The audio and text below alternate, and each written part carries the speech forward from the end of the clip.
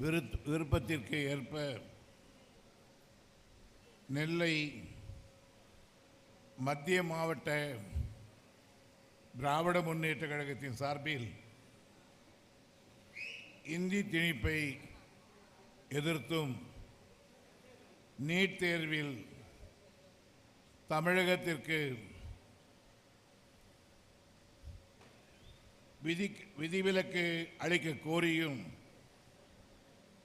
நடைபெற்று கொண்டிருக்கக்கூடிய இந்த கருத்தரங்கினுடைய தலைவர்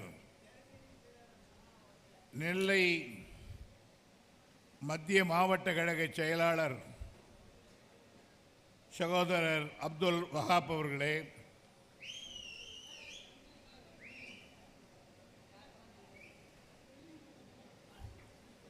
முன்னிலை வைக்கக்கூடிய பாளை சட்டமன்ற உறுப்பினர் அருமை நண்பர் முன்னாள் அமைச்சர் எந்நாளும் என் இனிய நண்பர் டிபிஎம் மைதீன் கான் அவர்களே, இன்றைய நெல்லை சட்டமன்ற உறுப்பினரும் எங்கள் மாணவ திராவிட முன்னேற்ற கழகத்தின் முன்னோடியும் நெல்லையில் இயக்கத்தை கட்டி காத்தவருமான அருமை நண்பர் ஏஎல்எஸ்னுடைய மகன் தம்பி லட்சுமணன் அவர்களே, முன்னாள் எங்கள் சட்டமன்றத்தின் உண்மையான சபாநாயகர், இந்நாள் நெல்லையிலே மாவட்ட கழக செயலாளர், இயக்கத்திற்கு தொல்லை வருகிற பொழுதெல்லாம் தோள் கொடுத்து கழகத்தை தூக்கி நிறுத்தியவருமான மரியாதைக்குரிய ஆவுடையப்பன் அவர்களே, இயக்கத்தினுடைய மூத்த முன்னோடி அருமை நண்பர் சீதாராமன் அவர்களே, பேச்சு பாண்டியன் அவர்களே, வின்சர் அவர்களே, சீனியம்மாள் அவர்களே, பெருமாள் சரவணன் துரை, மணி கண்ணன், கிரிராஜா அருண்குமார் அவர்களே மற்றும் பொதுக்குழு, செயற்குழு, மாவட்ட நிர்வாகிகள், கழகத்தினுடைய முன்னோடிகளே, குழுமி இருக்கிற மாணவர் நண்பர்களே, மாணவியர்களே, பத்திரிகை தோழர்களே, உங்கள் அனைவருக்கும் என்னுடைய அன்பான வணக்கம். நெல்லையில் ஒரு கருத்தரங்கில் கலந்து கொள்வதிலே, பேசுவதிலே எனக்கு மகிழ்ச்சி. ஒரு நண்பர் என்னை கேட்டார், நீட் தேர்வை ரத்து செய்ய வேண்டும், இந்தி எதிர்ப்பை திணிப்பை விட வேண்டும், இந்த கருத்து எல்லோருக்கும் புதியது தானே, ஏன் நீங்கள் பப்ளிக் மீட்டிங்காக நடத்தாமல் ஒரு ஆளில் வகுப்பறை போல் நடத்துகிறீர்கள் என்று கேட்டார்கள். பப்ளிக் மீட்டிங் நடத்தினால் அதற்கு ஒரு பெரிய தனிப்பட்ட ஒரு கௌரவம் ஒரு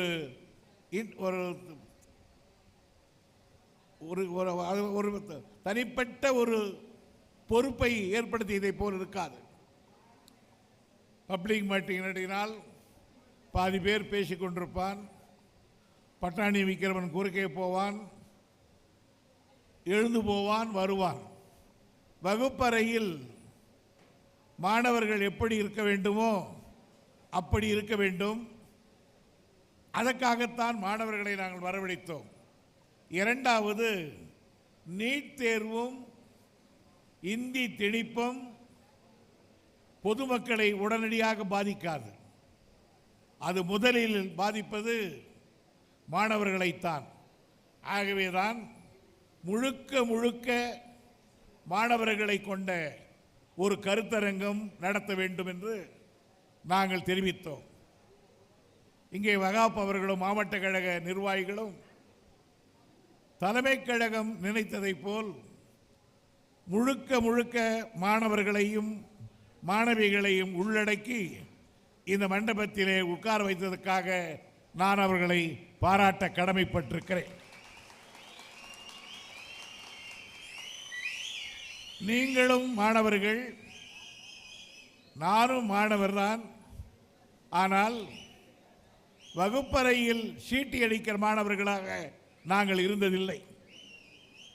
யாராக இருந்தாலும் சரி, சீட்டி அடிக்கிறவர்கள் தயவு செய்து வெளியே போய் விடலாம். எனக்கு அப்படிப்பட்டவர்கள் தேவையில்லை. பொறுப்புணர்ச்சி உணர்ந்து நாங்கள் சொல்லுகிற கருத்துக்கு நியாயம் என்று கேட்கிறவர் வலிமை உள்ளவர்கள் மட்டும்தான் எங்களுக்கு தேவை. ஆர்ப்பாட்டம் தேவைதான், எந்த இடத்துல தேவையோ அதுதான் தேவை. எத்தனை பேர் எதிர்க்கிறார்கள் என்பதல்ல இந்தியை. எதிர்க்கிற 10 பேர் வீரியம் உள்ளவனாக இருந்தால் அது போதும் என்று நாங்கள் கருதுகிறோம்.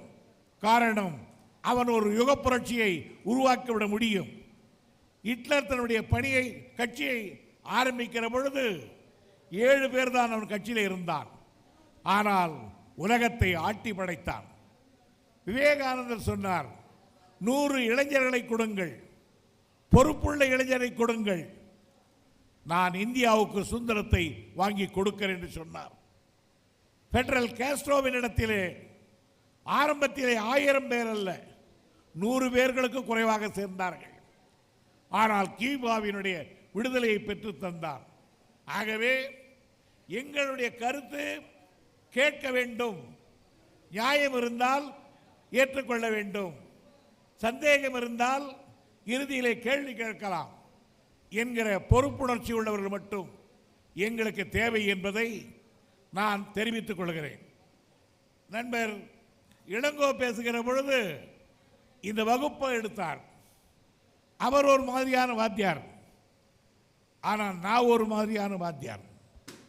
இந்த வாத்தியார் வகுப்பில் யாராவது தப்பு பண்ணால் பெஞ்ச் மேலே நிற்க வச்சிடுவார். இந்த வாத்தியார் யாராவது தப்பு செய்தால் அவருடைய அன்பு கூர்ந்து மரியாதையோடு நீங்கள் வெளியே போங்கள் என்று தைரியமாக சொல்லக்கூடிய வாத்தியார். ஆகையினால் நான் நெல்லைக்கு யார் யார் எந்த ஊருக்கு போக வேண்டும் என்று தலைமை கழகம் கேட்ட நேரத்தில் தளபதி அவர்கள் சொன்னார்கள், நீங்கள் வேலூர், விழுப்புரம், திருவள்ளூர், சென்னை என்று இங்கே இருங்கள். அடிக்கடி உங்களோடு நான் கலந்து பேச வேண்டியிருக்கிறது, நெடுந்தூரத்துக்கு போய்விடாதீர்கள் என்று கேட்டார்கள். ஆனால் நான் இடத்தை சொன்னேன், நீங்கள் எந்த ஊருக்கு வேண்டுமானாலும் என்னை அனுப்புங்கள் அல்லது அனுப்பாமல் இருக்குங்கள், ஆனால் நெல்லைக்கு மட்டும் நான் போவேன் என்று அடம்பிடித்தேன். காரணம், இந்த மண் ஒரு மாதிரியான மண். தமிழகத்தில் இருக்கிற மண்ணுக்கும் தமிழகத்தில் இருக்கிற மக்களுடைய மனதுக்கும் கொஞ்சம் வாலி வைப்பா மனிதனுக்கும் வித்தியாசம் உண்டு. நெல்லை தான் மற்ற ஊர்களிலே தமிழ் என்ன என்றால் சொல்லி பேச வேண்டும். இன்றைக்கு பேசுகிறோமே இந்த தமிழ், இந்த தமிழை காப்பாற்றி கொடுத்ததே இந்த நெல்லை மண் தான். நம்முடைய மொழி நமக்கு தெரியாது, நம்முடைய இலக்கணம் நமக்கு தெரியாது, இதை எழுதியவர்கள் நமக்கு புரியாது. இந்த மொழியிலிருந்து என்னென்ன மொழி பிரிந்து போனது அதுவும் தெரியாது. ஆனால் ஏதோ வெந்ததை தின்று வாயில் வந்ததை மட்டும் பேசிக்கொண்டிருந்த ஒரு இனமாக, சுருக்கமாக சொன்னால் நடமாடுகின்ற மிருகமாக தமிழன் வாழ்ந்து கொண்டிருந்தான். அந்த நேரத்தில் எங்கோ இருந்த ஒருவன் இந்த நாட்டில் மதத்தை பரப்புவதற்காக இந்த ஊருக்கு வந்த கால்வெல்ட் என்கிறவர் இங்கே தமிழை கற்றார். காரணம், கர்த்தரை பற்றி மக்களுக்கு சொல்ல வேண்டுமானால் அந்த மொழியிலே சொல்ல வேண்டும் என்று தமிழை கற்றார். கிட்டன் என்கிறவர் அப்படி ஆந்திராவுக்கு போனார். அவர் கர்த்தரை பற்றி தெரிவிக்க தெலுங்கு படித்தார். இன்னொரு பாதிரியார் கன்னடத்துக்கு போனார், கர்த்தரை பற்றி படிக்க கன்னடம் படித்தார். இன்னொருவர் மலையாளத்துக்கு போனார், அவர் மலையாளம் படித்தார். ஆனால் அவரவர்கள் அந்த மொழியிலே கர்த்தருடைய பெருமை சொன்னார்கள். ஆனால் இந்த நெல்லை மண்ணில் இந்த தாமிரபரணியுடைய ஆற்றை தண்ணீரை குடித்த கால்வேல்ட் கொஞ்சம் யோசித்தார். அவர்களோடு பேசுகிற பொழுது என் தலை வலிக்கிறது என்று சொன்னார், தலா என்று சொன்னார். உடனே கேட்டார் கால்வேல்ட், என்ன சொன்ன நீ? தலா. தெலுங்கில் இதுக்கு தலா. கன்னடத்தில் எப்படி சொல்லுவீங்கன்னு கேட்டார். தலை. மலையாளம் தலை. தலை, தலா, தலை, தலை. ஆக ரூட் சொல் தலை. ஆக இந்த மொழியிலிருந்து இது பிரிந்திருக்கிறது என்று ஆராய்ந்து தமிழில் இருந்துதான் தெலுங்கு, கன்னடம், மலையாளம், துளு பிரிந்தது என்பதை முதலாக ஒப்பிட்டு திராவிட ஒப்பிலக்கண நூலை எழுதி கொடுத்து நம் காதை திருகி, அடா மடையா, உன் தமிழ் தான்டா எல்லாத்துக்கும் தாய்மொழி, அதிலே பிறந்தவள் தான் தெலுங்கு, தெலுங்கு, கன்னடம், மலையாளம் என்று சொன்னதற்கு பிறகுதான் தமிழனுக்கு உணர்ச்சி வந்து அதற்கு பிறகு பாடினான் கன்னடமும் கலிதெலுங்கும் கவின் மலையாளமும் உன் உதிரத்தே உதித்து ஒன்று பல ஆயிடும் என்று கவி பாடினான்.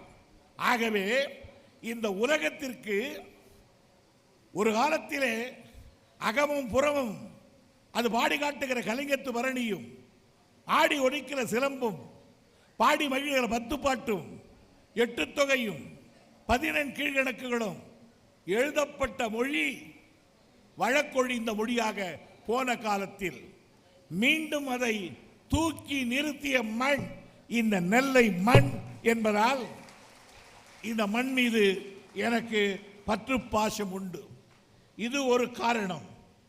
இரண்டாவது காரணம், தமிழ் ஒவ்வொரு இடத்திலும் சேர்ந்து கொஞ்சம் கொஞ்சமாக கலந்து போய்விட்டது. என்னுடைய தொகுதிக்கு வந்தால் 2.5 லட்சம் வாக்கில் 1.5 லட்சம் வாக்கு தெலுங்கு வாக்கு ஆகியனாலே தெலுங்கும் தமிழும் கலந்து இருக்கும். கொஞ்சம் மேற்கே போனால் ஒசூர் பக்கம் கன்னடம் கலந்திருக்கும். கொஞ்சம் இந்த பக்கம் கம்பம் பக்கம் மலையாளம் கலந்து போய்விடும். ஆனால் எங்களுக்கு எங்கள் மீது வட இந்தியாவில் முகலாயர் படையெடுத்து வந்தான், உருது படித்தோம். சாளுக்கியர் வந்தான், மராட்டியம் படித்தோம். மராட்டியர் வந்தார் தஞ்சாவூருக்கு, மராட்டியம் படித்தோம். எவன் எவன் வருகிறானோ அவன் மொழியை படித்தோம். நாங்கள் அவனாக மாறினோம். ஆனால் எவனுடைய அந்நிய ஆதிக்கத்துக்கும் ஆட்படாமல் தலை நிமிர்ந்து நின்றிருக்கிற மண் இந்த நெல்லை மண் மட்டும்தான். இது இரண்டாவது காரணம். இன்றைக்கு 1000 பேசுகிறானே சுதந்திரம். இந்த நாட்டை ஆண்டு கொண்டிருக்கிற பொழுது முதலாக வெள்ளையனை எதிர்க்க முடியும் என்கிற சுதந்திர உணர்ச்சியை பூலித்தேவனும் கட்டபொம்மனும் உருவாக்கிய மண்ணும் இந்த நெல்லை மண் தான். அது மட்டுமல்லாமல் இந்த மண்ணிலே தான் முதலாக உலகத்தில் மனிதன் எங்கே தோன்றினான், எங்கே குரங்கிலிருந்து மனிதன் தோன்றினான் என்ற ஆராய்ச்சி செய்யப்பட்டு அது ஆதிச்சநல்லூர் தான். எனவே உலகத்தில் மனிதன் பிறந்த மண் இந்த நெல்லை மண் என்று ஆராய்ச்சி முடிவுகள் செய்யப்பட்டிருக்கிறது. இவைகளுக்கும் மட்டும் நான் இங்கே வரவில்லை. இவை எல்லாத்தையும் விட இன்றைக்கு இந்தியை பற்றி பேச வந்திருக்கிறேனே, இந்தியாவினுடைய ஆட்சி மொழி, பயிற்சி மொழி, அரசாங்க மொழி இந்தி இருக்க வேண்டும் என்று அரசியல் நிர்ணய சபையில் ராஜேந்திர பிரசாத் அந்த பிரசனுடைய தலைவர், ஜவஹர்லால் நேரு அந்த அரசியல் நிர்ணயிக்க செயலாளர், டாக்டர் என்.எல். அம்பேத்கர் அந்த அரசியல் கோஆர்டினேட்டர், அந்த சபையில் இந்தி வெறியர்கள் தாண்டவம் ஆடிக்கொண்டிருந்தார்கள். அந்த இடத்தில் இந்திதான் என்று கேட்டார்கள். தமிழ்நாட்டில் இருந்து போனவர்கள், எதற்கு இப்படியெல்லாம் வேகமாக பேசுகிறீர்கள், எங்கள் ஊரில் ஏற்கனவே விடுதலை இயக்கம் கேட்கிறது என்று அப்படித்தான் பேசினார்கள். மெல்ல திணிகள் இந்தி என்று கேட்டார்கள். ஒரே ஒரு குரல் மட்டும்தான் எழுந்து நின்று கேட்டது. என்ன கேட்கிறீர்கள்? இந்த நாட்டுக்கு ஒரு தேசிய மொழிதானே? ஆமாம். அந்த மொழி எப்படி இருக்க வேண்டும்? இலக்கண மொழியாக, இலக்கியம் படைத்த மொழியாக இருக்க வேண்டும், பழமையான மொழியாக இருக்க வேண்டும், பண்பாடு மிக்க மொழியாக இருக்க வேண்டும். அப்படிப்பட்ட ஒரு மொழி இந்தியாவின் ஆட்சி மொழியாக இருக்க வேண்டுமானால் அந்த ஆட்சி மொழியாக இருக்கக்கூடிய தகுதி என் தாய் தமிழ் தன் தமிழுக்குத்தான் உண்டு. அது என் தாய்மொழி என்று பேசியவர் இதே நெல்லைப்பேட்டையிலே பிறந்த கண்ணியமிக்க காயிதே மில்லத் அவர்கள் தான் என்பதை நீங்கள் நினைத்து பார்க்க வேண்டும். அரசியல் நிர்ணய சபையில் அந்த அத்தாணி மண்டபத்தில் இந்திய வெறியர்கள் கொலுவிட்டிருந்த இடத்தில் அஞ்சாது குரல் கொடுத்தவர் இந்த நெல்லை மண்ணை சேர்ந்த கண்ணியமிக்க காயிதே மில்லத். எனவேதான் அந்த இந்திய எதிர்த்து இந்த மண்ணிலே பேச வேண்டும் என்று நான் வந்தவன். தமிழை மற்றவர்கள் பாடுவதற்கு தயங்கி இருந்த காலத்தில் பாடிய பாரதி தமிழ் வளர்த்த மண் இது. தமிழிலே ஒரு சிந்து என்கிற ஒரு பிரிவு இருப்பதையே குருவிக்குளம் அண்ணாமலை ரெட்டியாருடைய காவடி சிந்தை தந்த மண் இந்த மண்.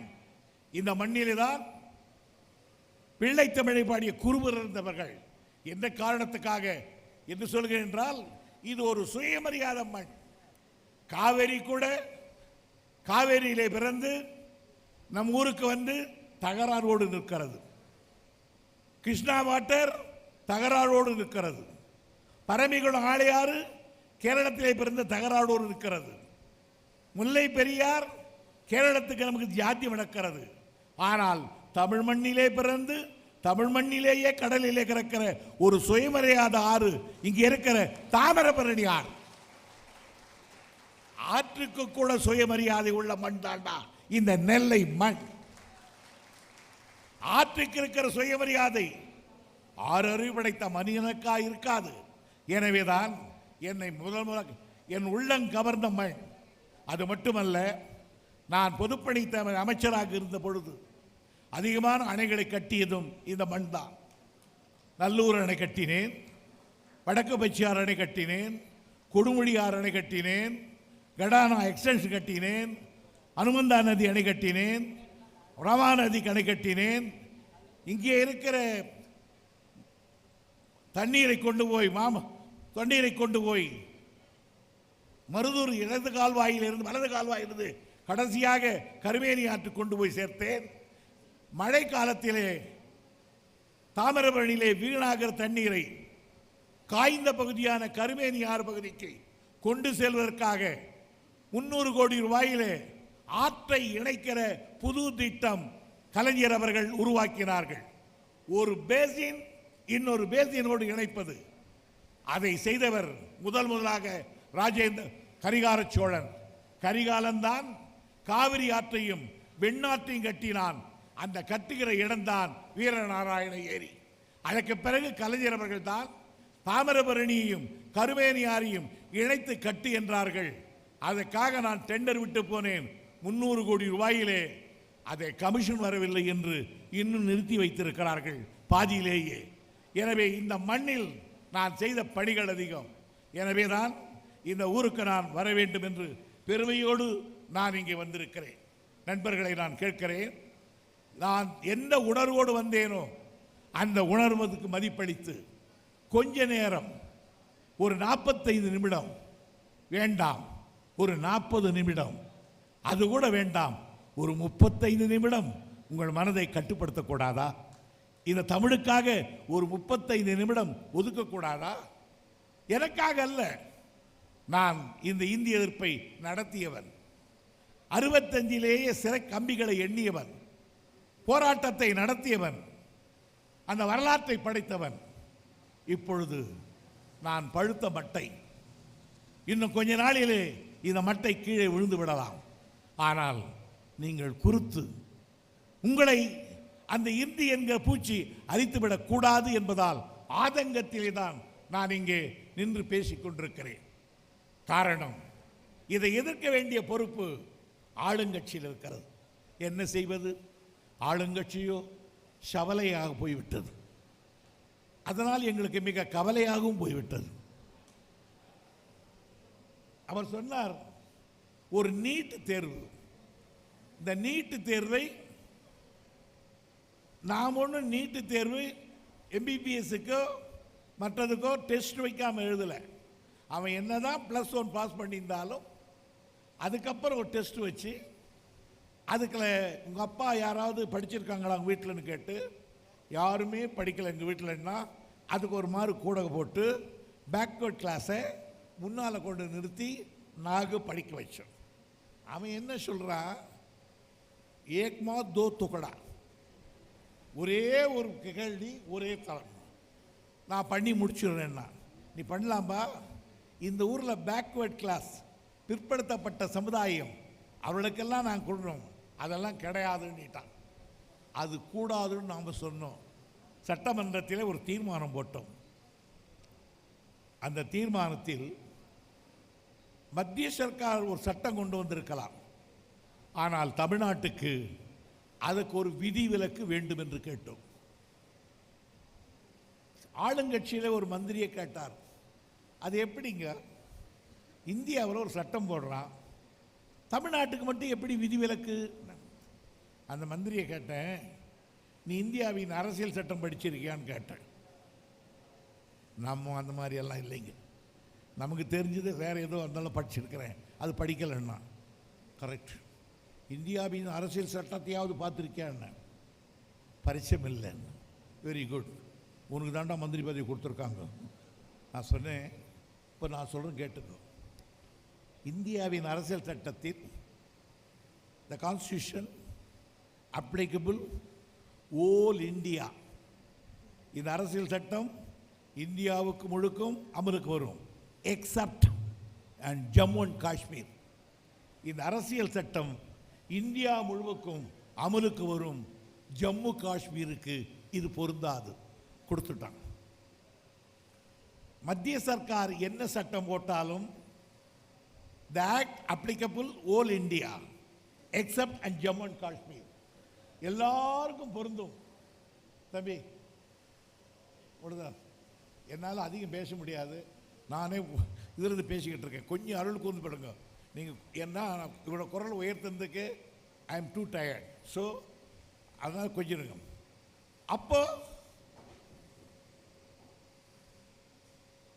ஜம்மு அண்ட் காஷ்மீரில் அப்ளை ஆகாது. அதே மாதிரி the NEET act applicable all India except தமிழ்நாடுன்னு ஏண்டா போடக்கூடாதுன்னு கேட்டு. நியாயம் தான் சார். அப்போ ஒரு தீர்மானம் போடணும். தீர்மானம் போட்டாங்க. அந்த தீர்மானத்தை டெல்லிக்கு அனுப்பிச்சிட்டாங்க. செக்ரட்டரி கிட்ட சொன்னால் அனுப்பிச்சிட்டாங்க. இந்த மந்திரிகளுக்கு டெல்லிக்கு அனுப்பிச்சிட்டா அது எங்கே போகுதுன்னு தெரியல. இங்கே இருக்கிற ஹெல்த் மினிஸ்டர் அந்த ஹெல்த் மினிஸ்டர் போகும். அவன் என்ன செய்யணும்னு கேட்டால், இதை குடியரசுத் தலைவருக்கு அனுப்பி தான் அவர் தான் எக்ஸம்ஷன் கொடுக்கணும். அதுக்கு எடுத்துன்னு போய் குடியா, அப்படி தானே ஜல்லிக்கட்டு கொடுத்தாரு அப்படின்னு சொன்னோம். அவன் வாங்கி எங்கே கீழே போட்டான். நியாயமாக இது மந்திரி போயிருக்கணும், இல்லைன்னா எவனாவது ஒரு செக்ரட்டரி மடையம் போயிருக்கணும். இதை இப்போ தபால் அனுப்பிச்சா அவன் வாங்கி கீழே போட்டான். நாங்கள் கேட்டோம், என்ன ஆயிற்று அந்த சட்டம் டெல்லிக்கு அனுப்பினீர்கள் என்றால்.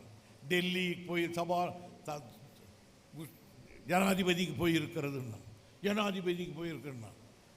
பன்னீர்செல்வத்தை கேட்டோம், அது என்ன ஆச்சுங்கன்னா, ஜனாதிபதி மாளிகையில் இருக்கிறது ஜனாதிபதி. அவர் போய் மடப்பாடி ராமசாமி வந்தார், அவரை கேட்டோம், என்னப்பா எடப்பாடி எப்படி இருக்குன்னு.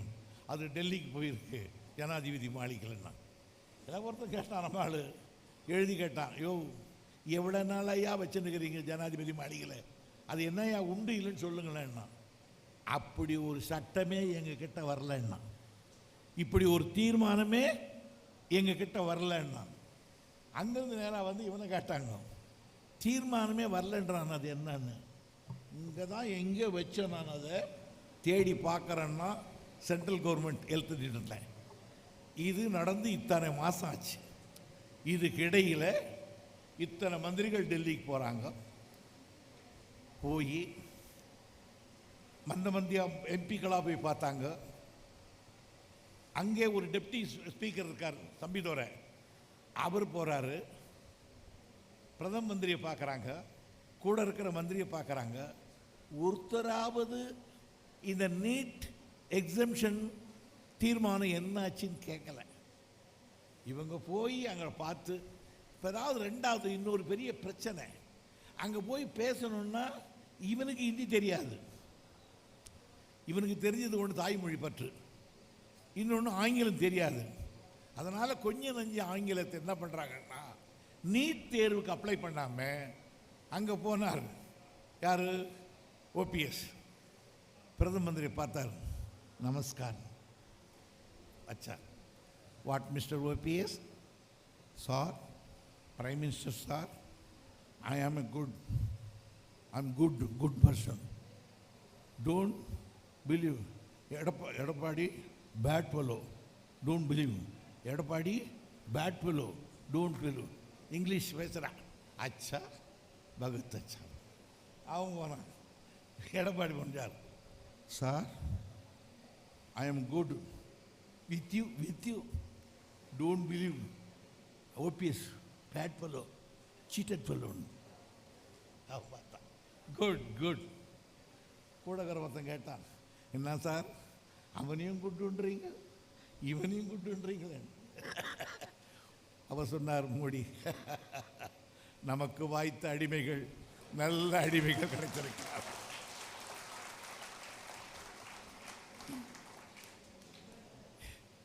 அவங்களுக்கு மட்டும் நல்ல அடிமை கிடைக்க வாய்ப்பு, நமக்கும் நல்ல அடிமைகள் கிடைச்சிருக்காரு. இவங்களை வச்சுக்கிட்டு நீட் தேர்வை பற்றி பேசி என்ன பயன்? அதே மாதிரி தான் இங்க இருக்க இந்தியும். இந்திக்கு நான் ஒன்று கேட்குறேன், வேற ஒன்றும் பெரிய சட்டமே வேண்டாம். இந்த நான் முன்னால் ஒன்று சொன்னது மாதிரி எல்லாவற்றையும் விட இந்த தமிழ் மண்ணில், இந்த பாளையங்கோட்டையில் இந்தியை பற்றி பேசுவதற்கு எல்லா தகுதியை விட இந்த இந்தியை எதிர்ப்பதற்காக கருணாநிதி தான் இவையும் தூண்டிவிட்டார் என்று பக்தவச்சலம் டிஆர் சட்டத்தின் கைது செய்யப்பட்டு இந்த பாளையங்கோட்டையில் 60 நாட்களுக்கு பாம்புக்கும் பூரானுக்கும் மத்தியிலே நம்முடைய தலைவர் கலைஞரை வைத்திருந்த மண் இந்த பாளையங்கோட்டை மண் தான். ஆகையினாலே தான் அந்த பாளையங்கோட்டையில் இதை அனுப்பியிருக்கிறோம். எந்த மொழியாக இருந்தால் என்ன, எவன் ஆட்சி மொழியாக இருக்கிறதோ அவங்களுக்கு அப்பாயிடுவான். இந்தியாவுக்குன்னு ஒரு மொழி வேண்டாமா? இந்தியாவுக்கு வேணும். அதுதான் அண்ணா சொன்னார், இந்தியாவுக்கு வேணும். பார்லிமெண்ட்ல பேசும்போது சொன்னார், ஆனால் இந்தியா ஒரு நாடு இல்லையே என்னார். எல்லாரும் ஆச்சரியப்பட்டான். பத்தியா பிரிவினை பேசினார். அண்ணா சொன்னார், India is not a country, it is subcontinent, ஒரு உபகண்டம். பல்வேறு இன மக்கள், பல்வேறு தேசிய மக்கள், பல்வேறு குணாதிசயம் கொண்டவர்கள், பல்வேறு உடை, பல்வேறு உணவு பழக்க வழக்கங்கள், மேரேஜினுடைய நிலைமைகள் எல்லாம் மாறுபட்டவன். தமிழகனுக்கும் 3 வேளை சோறு, காலையில் இட்லி ரைஸ், மத்தியானம் சோறு, ராத்திரி சோறு. கொஞ்சம் ஆந்திராவுக்கு வந்தீங்கன்னா காலையில் சங்கட்டி, மத்தியானம் சங்கட்டி, வந்து கேழ்வரகு. இங்கே போனால் கேழ்வரகு. அதை கொஞ்சம் தாண்டி போனால் ரொட்டி, ஒரு பச்சை மிளகாய், ரெண்டிலையும் அடிச்சுக்கிட்டு இருக்கான் அவன். ஆகியனால மாறி மாறி போகுது. உணவுடை நமக்கு 4 முழம் வேட்டி இருந்தால் போதும், 9 முழத்தை தலையிலே சுத்திடுறான் ராஜஸ்தான். வெள்ளைக்காரன் இப்படி பேசுறத பார்த்து எல்லாரும் இணைக்கிறதுக்கு ஆங்கிலம் என்ற சங்கிலியை கோத்து வச்சிருந்தான். நாம கேட்குறோம் இப்போ, சரி இந்தியா ஒரே நாடுன்றீங்க, சரி ஒத்துக்கிறோம். இந்த ஒரே நாட்டில் வாதத்துக்காக ஒரே மொழி ஓணுன்றீங்க, ரைட். இந்திய நாங்கள் படிக்கணும் இல்லையா? படிக்கிறோம். எதுக்காக படிக்கணும்? அப்போதான் அவன் பதில் சொல்கிறதுக்கு முன்னே நம்ம ஊரில் சொல்கிறான், அப்போ தானேப்பா வேலை கிடைக்கும். எது? ஹிந்தி படித்தா வேலை கிடைக்குமா? ஹிந்தி படித்தவன் பூரா இங்கே ஹோட்டலில் சர்வராக இருக்கான் நம்ம ஊரில். நேற்று நான் இங்கே வண்டியில் வந்தேன். ஒரு இந்த செக் போஸ்ட் ஒன்று இருக்க டோல்கேட்டில் எந்த தமிழ்நாட்டில் எந்த டோல்கேட்லையும் என்னை பார்த்தான்னா அன்னை வணக்கம் நீ பண்ணுவான். நேற்று ஒருத்தன் தரையான்றேன், ஓ திறந்து தொலையா. ஒரு கால் நம்மளை தான் ரொம்ப ஆச்சரியமாக பார்க்குறான் போல இருக்குதுன்னு. தரையா நான் தான் அஜி, ஓ பீகார்காரன். டேய் நம்ம ஊருக்கு இருக்க இந்த டோல்கேட்டில் கூட பீகார்காரன் உட்காந்துருக்கான் ஹிந்தி படித்தவன். அந்த ஊரில் ஹிந்தி இல்லாமல் கட்டட தொழிலாளர் பார்த்தா அவன் ஹோட்டல் சர்வர் இல்லாமல் எடுபிடிக்காமல் வீட்டில் திருடி மோர்தாமல் கொள்ளை அடிக்கிறதாம எல்லாம் செய்துக்கிட்டு இருக்கான். நீ நம்ம ஊர் அவனே வேலை இல்லாமல் இருக்கான், நீ ஹிந்தி படுற அந்த ஊருக்கு போகலான்றான். எனக்கு சரி, ரெண்டாவது வாதம் கேட்குறேன். ஹிந்தி படிக்கிறோம், நான் ஹிந்தியும் படிக்கிறேன். அப்போ நான் உத்தரப்பிரதேசம் பீகாரில் தானே வேலை செய்ய முடியும். ஆமாம், நான் வெளிநாட்டுக்கு போகிறது எப்படி? ஹிந்தி படித்தாதான் இவனோட கான்டாக்ட் பண்ண பேச முடியும், அதுக்காக ஹிந்தி படிக்க சொல்கிறேன். நான் இங்கிலீஷ் வெளிநாடு போனால் அது இங்கிலீஷ் படிக்கலாம். ஆக வெளிநாட்டுக்காரனோட பேசுறதுக்கு எனக்கு இங்கிலீஷ் வேணும், உள்நாட்டில் கூட பேசுறதுக்கு எனக்கு ஹிந்தி வேணும். நார்த் இந்தியன் என்ன பண்ணுவான்? நார்த் இந்தியனுக்கு ஹிந்தியே தெரியும், அவனுக்கு ஹிந்தி படிப்பான், கூடவே இங்கிலீஷ் படிச்சுக்குவான். ஆக நான் தாய்மொழி படிக்கணும், ஹிந்தி படிக்கணும், உன்னோட பேசுறதுக்கு வெளிநாட்டுக்காரன் பேசுறதுக்கு இங்கிலீஷ் படிக்கணும். நீ உன் தாய்மொழி ஹிந்தி மட்டும் படிப்ப, வெளிநாட்டுக்காரனோட பேசுறதுக்கு இங்கிலீஷ் படிப்ப. நீ 2 மொழி நான் 3 மொழி ஆச்சா? பேர்டனு. அண்ணா கேட்டார், ஐன்ஸ்டீன் ஒருத்தர் பெரிய விஞ்ஞானி இருந்தான், அவன் வீட்டில் ஒரு கதவு இருந்தது, ஒரு பூனை வளர்த்தான். அந்த பூனை என்ன பண்ணுமா, அடிக்கடி இந்த கதவை திறந்துக்கிட்டே இருக்குமா. என்னடா இது அடிக்கடிக்கு போய் திறக்குதுன்னு சொல்லி அதில் ஒரு பெரிய ஒரு ஓட்டை போட்டான். அது மாதிரிலாம் அது போயிட்டு இருந்தது. ஒரு நாள் அந்த பூனை குட்டி போட்டுடுச்சு. எதுக்குன்னா குட்டி போட்டுடுச்சு. அந்த குட்டி குயாமியானுச்சு. என்னடா இது வேறு கத்துதுன்னு அது பக்கத்தில் ஒரு சின்ன ஓட்டை போட்டான். இவன் பெரிய அறிவாளி விஞ்ஞானி. ஒருத்தன் கேட்டான், எதுக்கா இதில் 2 ஓட்டை போட்டு வச்சுக்கிறேன்னா, அது தாய் பூனை அடிக்கடிக்கு போகிறதுக்கு, இது குட்டி பூனை போகிறதுக்குன்னா. அவன் கேட்டான், ஏண்டா முட்டாள் அறிவாளி, இந்த தாய் பூனை போகிற துவாரத்திலேயே இந்த குட்டி பூனை போகாதாடான்னா. போகுமேன்னா. அப்போ ஏன்டா 2வது உள்ள போட்டேன்னா. அது மாதிரி நான் அவன் கூட பேசுகிற இங்கிலீஷ்லேயே உன்னோட நானும் இங்கிலீஷில் பேசிக்கிறேன். நான் ஏன்டா தனியாக உனக்காக ஒரு இந்தியை படிக்கணும் இந்த அண்ணா கேட்டார். அதுக்காக பேசாமல் ஆயிட்டானுங்க. அப்போ சொன்னார் அண்ணா, எனக்கு ஹிந்தி என் தமிழ் எனக்கு வீட்டு சாப்பாடு, உன் எழுதி எனக்கு எடுப்பு சாப்பாடு அப்படின்னு கேட்டார். இந்த மொழியை தமிழ் மக்கள் தம்பிமார்களுக்கு கொண்டு சொல்கிறேன், இது திராவிட இனத்தை காப்பதற்காக உருவான கட்சி திராவிட இயக்கம். ஏதோ நாங்கள் ஆட்சி பிடிக்கிறதுக்கும் அமைச்சராக உட்காரத்துக்கும் மாண்புமிகு அமைச்சர் இந்த பள்ளிக்கூடத்தை திறக்கிறான்னு சொல்கிறதுக்கு அல்ல. இந்த இயக்கம் ஆரம்பித்த பொழுது ஏக்கத்தில் ஆரம்பித்தோம். ஏக்கம் நடேசனார் என்கிற ஒருவர் தப்பி தவறி ஒரு டாக்டர் ஆயிட்டார். அவருக்கு ஐயோ எல்லாம் பாப்பார பயிலாவே இருக்கானே, இந்த நான்பிராமின் பசங்க ஒருத்தனை இல்லையே, எனக்கு யாராவது படிக்க வர்றீங்களான்னு கேட்டார். ஒரு 2 பேர் நான் வர்றேன்னா, யார் எங்களுக்கு ஃபீஸ் கட்டுவான்னார். நான் கட்டுறேன்னார். அப்போ நான் சாப்பாட்டுக்குன்னா நான் ஒரு ஹாஸ்டல் வச்சு ஒரு சோறு போடுறேன்னார். அப்படி முதலாக ஒரு 10 பிள்ளைகளை எடுத்து படிக்க வைத்து ஹாஸ்டல் வைத்தார். அந்த 10 பிள்ளைகளும் கான்வெகேஷனுக்காகத்தான் அன்றைக்கு TM நாயரையும் வெள்ளுடை வேந்த தியாகராயரும் அழைத்தார். அதிலே ஒரு மாணவர் தான் இந்திய சுதந்திரத்துக்கு பிறகு ஃபைனான்ஸ் மினிஸ்டரான RK சண்முகம் செட்டியார். அந்த 10 பேரில் ஒருத்தர் படித்தோன்னா RK சண்முகம் செட்டியார்.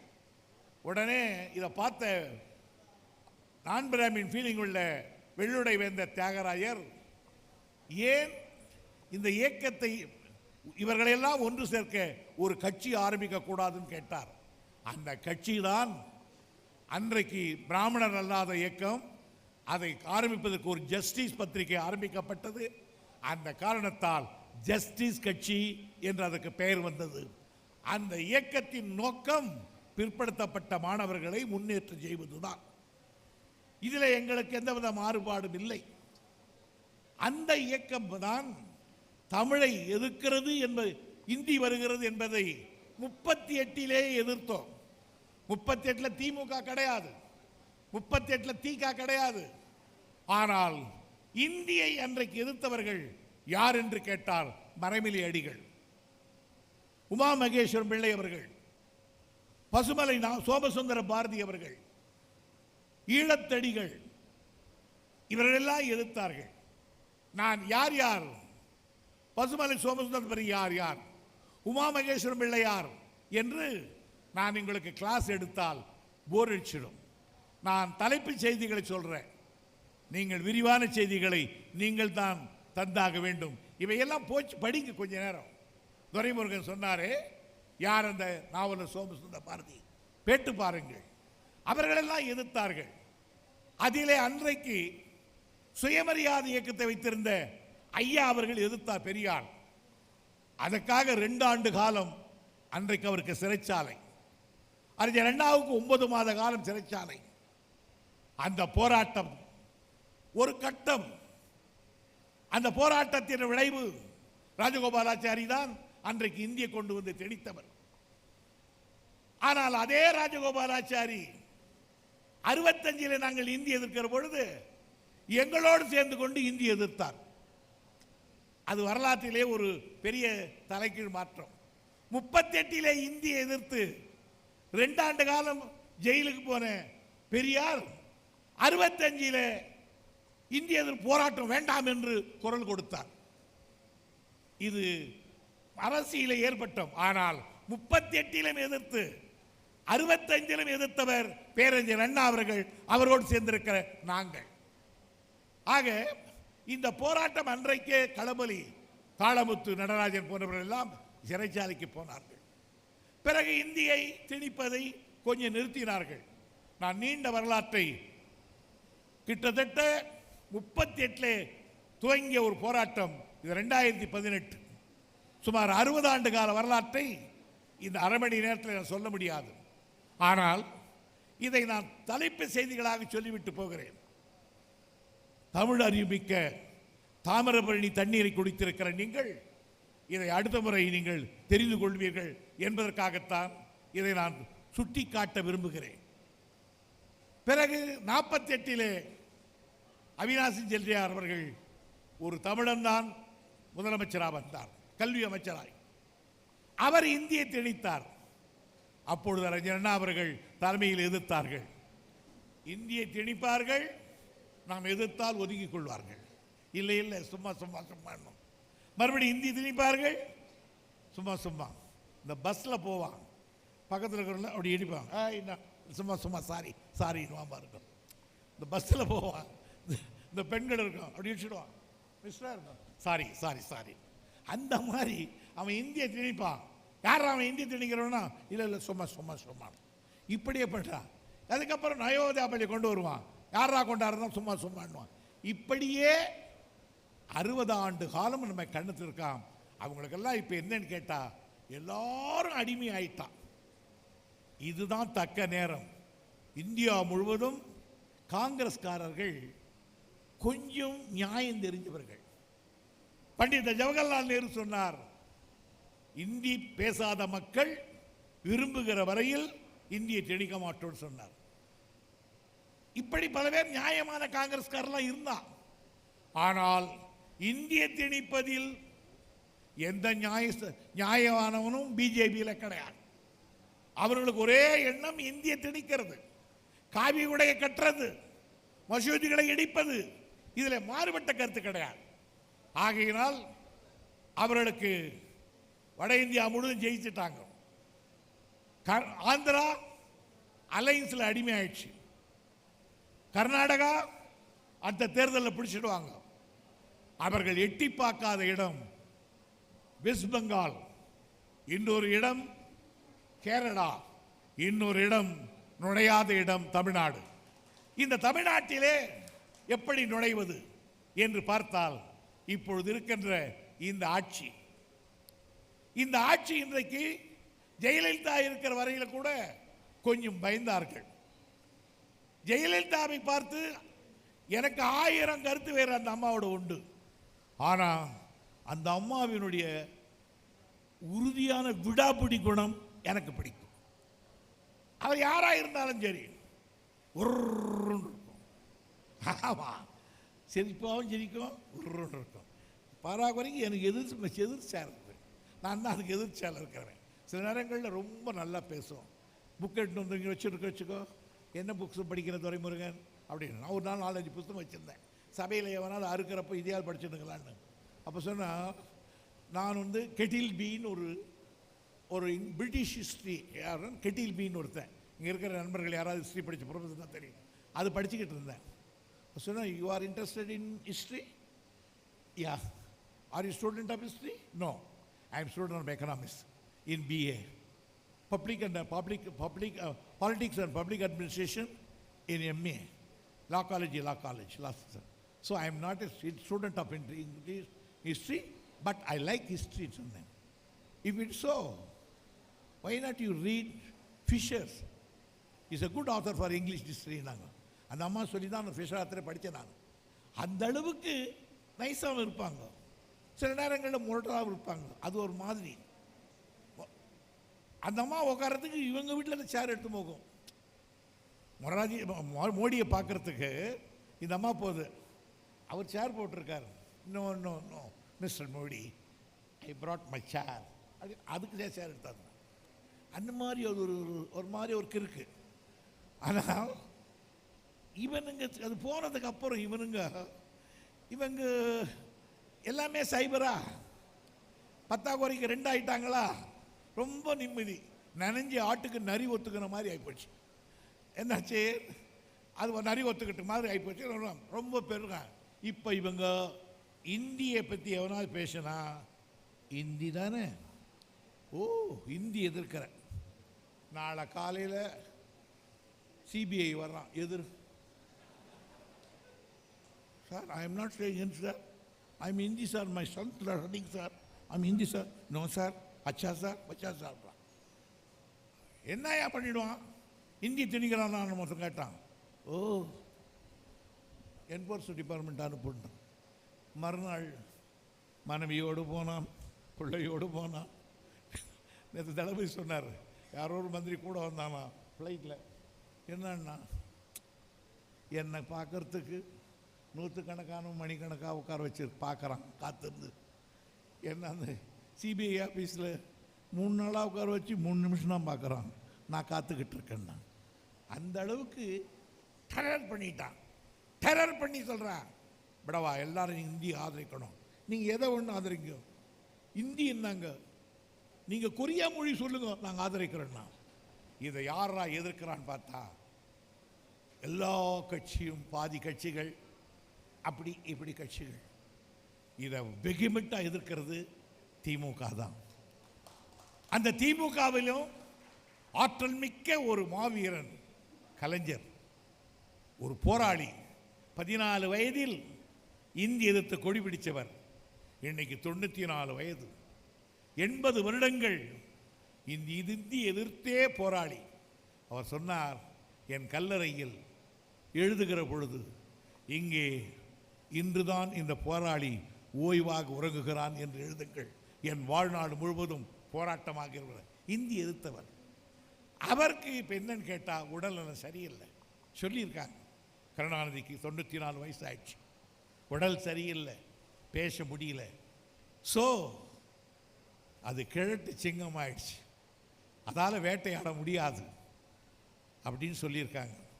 நான் உங்களுக்கு சொல்கிறேன், கிழட்டு சிங்கம் தாண்டா, ஆனால் அது குகையிலிருந்து உருமினாலே அந்த காடு கிடுகிடுத்து போய்விடும். ஞாபகத்தில் வைத்துக் கொள்ளுங்கள். நான் தலைவர் உடலிலும் அவர் சொல்வதை போல் கெட்டு போயிருக்கவில்லை. 52 ஆண்டு காலம் ஒரு குருவினிடத்திலே சிஷியன் இருப்பதை போல் இருந்தவன் நான். என் வாழ்நாளில் அத்தனை ஆண்டு காலம் இருந்தவன் அவரோடு 52 ஆண்டு காலம் பிரியாமல் இருந்தவன் தான் நான். அந்த தலைவர் இன்றைக்கு பேசாமல் இருப்பது எங்களுக்கு வருத்தம்தான். ஆனால் உடல்நிலையை பொறுத்தவரையில் தலைவருக்கு ஒன்றும் பிரச்சனை இல்லை. Physically is all right. இன்றைக்கும் 2 வேளை குடிக்கிறார், 2 வேளை சொல்கிறார், ஜம்மன் போட்டு சால் போட்டு உட்கார். நானே சொல்வேன், நீங்கண்ணே மாப்பிள்ளை மாதிரி இருக்கீங்கன்னு சிரிப்பார். ஆனால் இங்கே ஒரு தசமிப்பு அந்த டாக்டர் தெரியும், இங்கே ஒரு குழா போட்டுருவாங்க சளி எடுக்கிறதுக்கு. அது எடுக்க முடியும், அந்த சளி எடுக்கிறதுக்காக அது குழா போட்டிருக்கிறதுனால அவரால் பேச முடியல. ஆனால் நேற்றைக்கு முன்தினம் கூட அதை எடுத்துகிட்டு அந்த ஃபிசியோதெரப்பி தர டாக்டர் அழைக்கிட்டு உங்கள் பேர் என்ன அப்படின்னு கேட்டாங்க. கலைஞர் உடனே சொன்னார், என் பெயர் கருணாநிதி அப்படின்னார். எல்லாரும் அப்படியே கைத்தட்டி ஆதரிச்சிட்டோம். அடுத்த கேள்வி தான் சார், அவர் இன்னும் எப்படிப்பட்ட உணர்வு இருக்காருன்னு காமிக்கிறதுக்கு, உங்களுக்கு பிடித்தது யார் அப்படின்னா, என் மனைவி தயாளுன்னு சொல்லலை, என் மகன் ஸ்டாலின் சொல்லலை, 52 வருஷம் நிற்கிற நான் துறைன்னு சொல்லலை, அறிஞர் அண்ணா. எனக்கு இந்த வயதில் கூட தான் யார் பிடித்தது என்று பேச முடியாது இருக்கிற அந்த குடலிலே விரலை அழுத்தி கொண்டு கேட்கிறான், உங்களுக்கு பிடித்தது யார் என்று கேட்டால் அறிஞர் அண்ணா என்று சொல்லுகிற அந்த உணர்வு படைத்த மாபெரும் தலைவர் இன்றைக்கு மங்கி விட்டார் என்று எழுதுகிறார். ஒன்றை எழுதி கொள்ளுங்கள், கிழட்டு சிங்கம் தாண்டா அந்த பெற்றெடுத்த வாலிப சிங்கம் எங்கள் தளபதி இன்றைக்கு இந்த பொறுப்பை ஏற்றிருக்கிறார். வாழை மரத்துக்கு கன்று தோன்றினால் அது தாய் மரத்தை அழித்து விடும் என்று கன்றை வெட்டி விடுவார்கள். ஆனால் தளபதி அவர்கள் ஆலமரத்துக்கு விழுது விட்டால் அது தாய் மரத்துக்கு பலமாகும். எனவே தளபதி அவர்கள் வாழைக்கு கன்று அல்ல நண்பர்களே, ஆளுக்கு விழுதாக தோன்றி இருக்கிறவர். தலைவரிடத்தில் அத்தனை அருங்குணங்களும் இன்றைக்கு அதே வேகத்தில், கலைஞர் அந்த வேகத்தில் எந்த வேகத்தில் இருந்தாரோ அந்த வேகத்தை இரட்டைப்பாக்கக்கூடிய அளவுக்கு வேகமாக பணியாற்றக்கூடிய ஒரு ஆற்றல் மரபர். எனவே குட்டி வந்திருக்கிறதே, நம்மால் இந்தியை திணித்து விடலாம் என்று மனப்பால் குடிப்பிரலையானால் வடநாட்டு இந்தி ஏகாதிபத்தியமே. அன்றைக்கு 38 பட்டுக்கோட்டை அழகிரி சொன்னார், இந்த தமிழரெல்லாம் போராட்டத்திலே செத்து விட்டாலும் தமிழ்நாட்டிலே பறக்கிற காகம் இந்தியை எதிர்க்கும் என்று சொன்னானே, அதே போல் இந்த நாட்டிலே கடைசி வரையிலே திராவிட முன்னேற்ற கழகத்துக்காரன் சாகாமல் இருக்கிற வரையிலே இந்தி எதிர்ப்பார். இந்த மண்டியின் மானத்தை காப்பாற்றுவார், இந்த பண்பாட்டை காப்பாற்றுவார். அந்த பண்பாட்டை காப்பாற்றக்கூடிய இளம் குருத்துக்கள் இடத்திலே தான் இந்த விதைகளை நாங்கள் தூவுகிறோம். இங்கே வந்திருப்பவர்கள் எல்லாம் துரைமுருகன் இளங்கோவன் பேச்சு கேட்டு அப்படியே நீங்கள் மறுநாள் கட்கமும் வேளும் வாளும் வேண்டி களத்துக்கு வந்து விடுவீர்கள் என்று நான் கருதவில்லை. ஆனால் ஒரு 10 பேர்கள், ஒரு 5 பேர்கள் என்னால் உருவாக்க முடிந்தால் இந்த கூட்டத்தினுடைய நோக்கத்தை நான் பூர்த்தி செய்தவனாகுவேன். ஏன் அவ்வளவு தூரம்?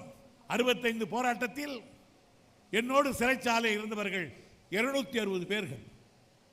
ஆனால் எத்தனை பேர்கள் வழியிலே செத்து போனான், வாழ்க்கையிலே ஓடி போனான், மனைவி மக்களால் அவன் திரும்பி போனான், சில பேர் கட்சி மாறி போனான். அவனை எல்லாம் நான் செத்தவர் லிஸ்டிலே வைத்து விடுவது. ஆனால் என்னை பொறுத்தவரையில் அன்றைக்கு இந்தியர் போராட்ட தளபதியாக இருந்த சீனிவாசன், பே சீனிவாசன், காமராஜர் எதிர்த்தவர், அவரே படிக்கட்டில் விழுந்து போனார்.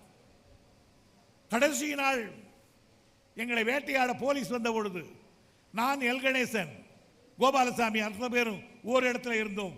போலீஸுக்கு தம் கொடுத்து ஓடினோம். அந்த கோபாலசாமி கூட பிறண்டு போனார். ஆனால் இன்றைய வரையில் நான் பெருமைக்காக சொல்லுகிறேன், காளிமுத்து போனார், காமராஜர் போனார், சீனிவாசன் போனார், நவமணி போனார், ராஜா முகமது போனார். ஆனால் இந்த துரைமுருகன் மட்டும் அன்றையிலிருந்து இன்றைய வரையிலே போகவில்லை.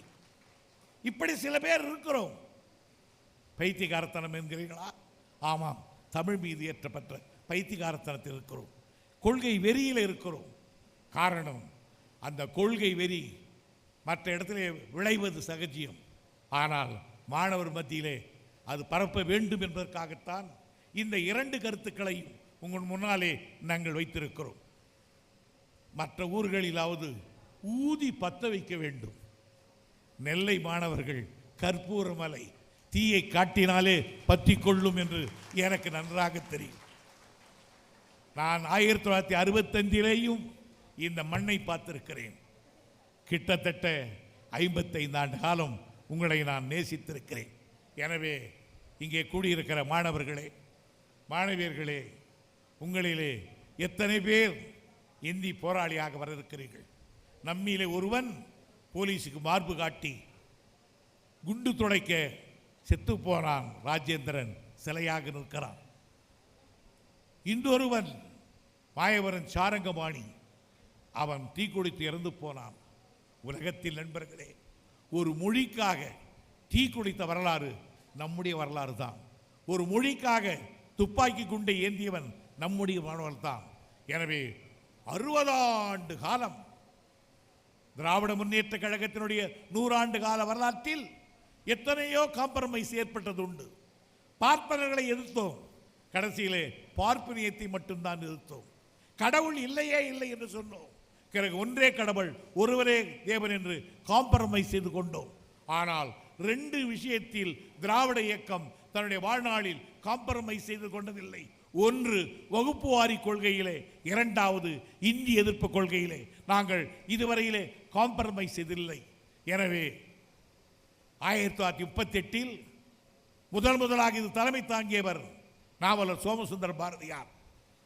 அவர் தொடங்கி பெரியார் முதல் கட்டம், இரண்டாவது கட்டம் 48 அண்ணா 65 போராட்டத்துக்கு தலைமை தாங்கியவர். குமாரபாளையம் பொதுக்குழுவில் தளபதியாக நியமிக்கப்பட்டவர் கலைஞர். ஆக மறைமொழிகள் தலைமை, நாவலர் சோமசுந்தரா தலைமை, பெரியார் முதல் கட்டம், அண்ணா 2வது கட்டம், கலைஞர் 3வது கட்டம், 4வது கட்டம் தளபதியினுடைய கட்டம். இந்த கட்டத்துக்கு உணர்ச்சி உள்ளவர்களை அழைக்கிறேன், தன்மானம் உள்ளவர்களை அழைக்கிறேன், தமிழ் என்ற பெருமைப்படுவர்களை அழைக்கிறேன், மண்ணுக்கு உயர்ந்த கருதுகளை அழைக்கிறேன். வென்றதை தின்று வாழ்வே போதும் என்கிறவர்கள் ஒதுங்கிக் கொள்ளுங்கள், வீரர்கள் வாருங்கள், மற்றவர்கள் வழிவிடுங்கள். நன்றி, வணக்கம்.